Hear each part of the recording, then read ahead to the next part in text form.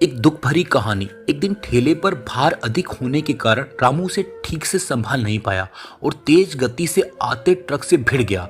अगले ही पल उसकी मौत हो गई और उसके पीछे रह गई उसकी पत्नी जानकी और दो छोटे छोटे बच्चे गुड्डी और गुड्डू। एक तरफ रामू का अंतिम संस्कार किया जा रहा था और दूसरी तरफ उसके बच्चे बिलख रहे थे।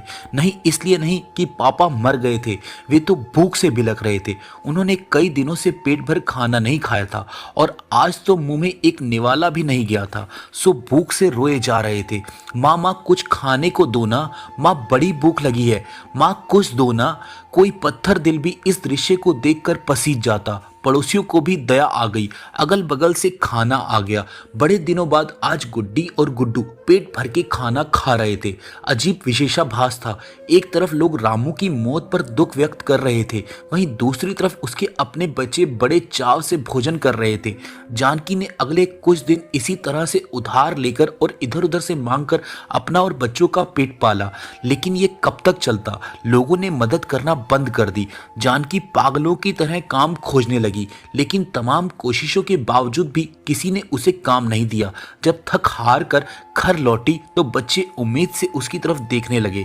गुड्डू तुतलाती आवाज में बोला, क्या लाई हो माँ, जल्दी से खिला दो, बहुत भूख लगी है। माँ रो पड़ी और बच्चे समझ गए कि माँ के पास कुछ भी नहीं है। एक पल के लिए अजीब सा सन्नाटा पसर गया। फिर गुड्डी बोली, माँ ये गुड्डू कब मरेगा, पागल हो गई है, ऐसा क्यों बोल रही है। माँ ने डांटते हुए बोला, माँ जब पापा मरे थे तो उस दिन हम लोगों को पेट भर खाना मिला था, गुड्डू मरेगा तो फिर खाना आएगा ना। गुड्डी की बातें सुनकर माँ की आंखें फटी की फटी रह गई। उसके पास गुड्डी की बात का कोई जवाब ना था।